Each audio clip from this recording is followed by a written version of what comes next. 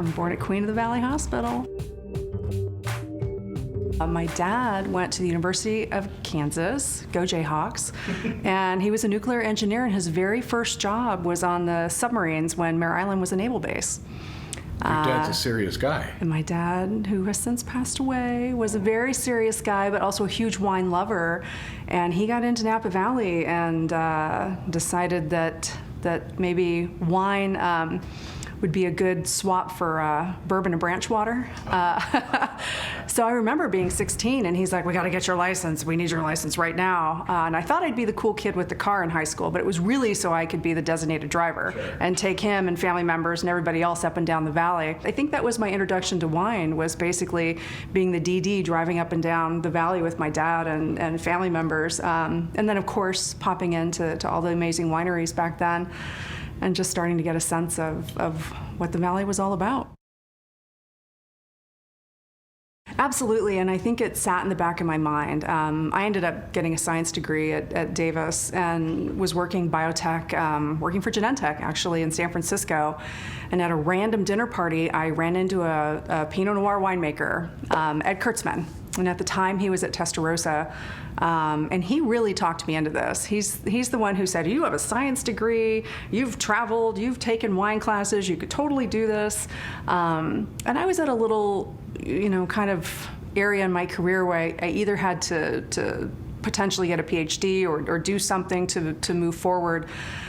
And so everything that Ed was telling me kind of sat in the back of my mind, and I ended up doing, some work with him at Testarossa and really got the bug. I don't mind looking like someone threw a trash can on me, every day at work. I love hands-on. And I think the one thing I was missing in my previous career was watching the entire life cycle of something. So in winemaking, or at least in my current role, you are watching bud break, you are watching the growing season, you're going through, for shoot positioning, leafing, you roll into bloom, you roll into set veraison, you harvest fruit, you make wine, you bottle wine, and then you continue to watch it. And I haven't had that in any career I've ever been in. So when you say, was I bitten by the bug? Like the second that I saw that I could really follow something that I was a part of through its entire life cycle, that resonated really deeply with me. I can speak to the folks that I ended up back at Davis with the second time for the master's in viticulture and enology, and a lot of them did come from medical backgrounds or thought they were going to go to medical school or had science degrees. But strangely enough, a lot of people, business majors, liberal arts, just people that loved wine and wanted to know more, and then started a deep dive, and next thing you know, they're back in school. So I think it can be a little bit of both. Seemingly, about 50% of the folks that I run into have that science background. Is that like a geek factor? I don't know. Yeah. Maybe, right? Because it's microbiology. You have the yeast. It's all of the soil science and the viticulture itself. The actual grape growing. And then you get into the lab, and then you have all your processes. There's the whole engineering aspect, especially as you start to design wineries and think about flow. So it brings together a lot of pieces.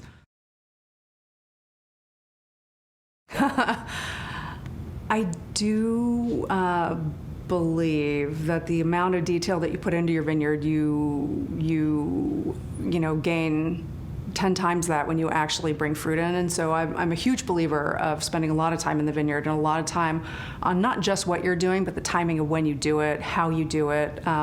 We've been super fortunate to work with this amazing female Vic crew. I love them. We work with Walsh Vineyard Management, and they bring the ladies out here for the things that just really, really require a ton of detail.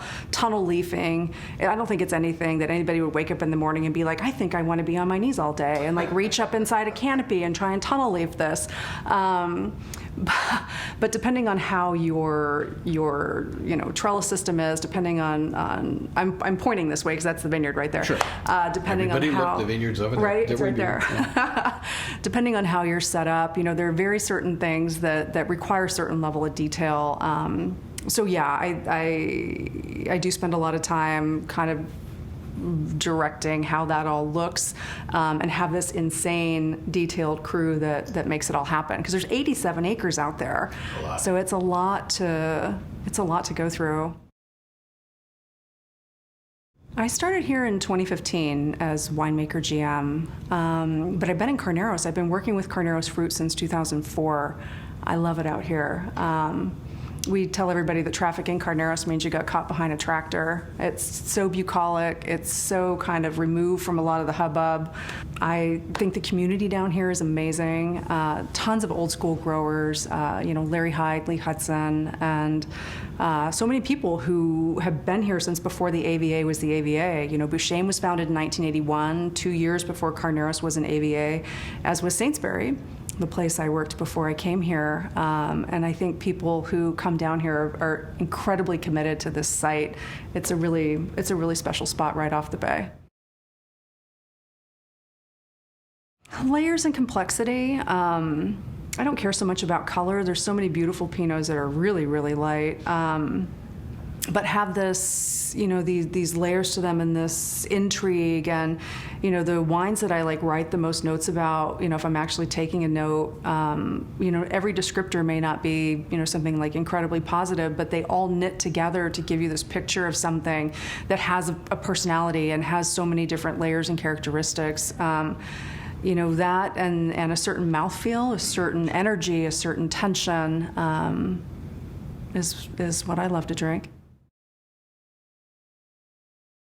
Yeah, multiple, actually. And then on the flip side, I'm part of a female GM forum, which is fantastic. So it's basically women who are running wineries that get together and bounce ideas and have the ability to chat about what's happening in their world in a way that's very open and very honest.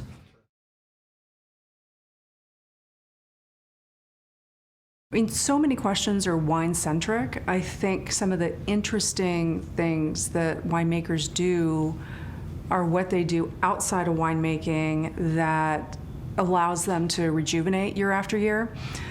Seemingly you do the exact same thing, slightly differently based on Mother Nature and based on the vintage, but it's the same thing year after year after year after year. Again, different challenges, different vintages, early, late, this, that. But it's funny, talking to my friends that make wine about what people do outside that keeps them fresh and keeps them going and keeps them pushing forward. And some folks, run marathons. Some people take the hours and hours they spend on viticulture on a daily basis into their backyard and have these insane gardens. I have a friend that just has this massive garden. He comes home and waters seemingly every day for 3 hours. I'm like, how do you leave a vineyard and then go do that? But that's a real passion, right? Growing things. So I think that's an interesting question. Bourchaine.com. It's all there. We have an older permit, so you're allowed walk-ins into our garden area. So people are totally welcome to walk in, and we have space. At this point, with a newer hospitality center, as you mentioned, the building, we kind of have 2 tasting possibilities. You can come down into the garden, you can bring your dogs, your kids, and just relax and enjoy. Or there are hosted tastings up in the new hospitality center, and that's where a lot of the smaller production wines, we probably make, I think we're over 20 wines now, 21, 22 wines, and most of them, are 200, 300, 400 cases. And so we rotate those through the hospitality center and have a little bit deeper conversation. And I do want to mention, if anyone's interested in visiting, there's also a ton of experiences. We do things like pair wine and cheese. We do things like have our falconer come do demos. That's and cool. So we use a falconer for bird mitigation because we are surrounded by telephone wires. And we've all seen the birds on the telephone wires, and the ones here come down and snack on the grapes all day. So the falconer shoos those off. But in addition to that, we're partnering with Cisco, and the whole vineyard is lit up with sensors right now. So there's a whole taste of technology tour to talk about what these sensors are and how they help us with our sustainability goals and our green farming and really watching our water use. We love to dry farm as much as possible. Years like 2021, it's hard. Very minimal rain in 2021. But in other years, 17, 18, we didn't water anything. And so with these sensors and with additional soil moisture probes, we're able to dial that in. And water is such a resource in California, such a precious resource. So allowing us to pull back on any irrigation use is phenomenal.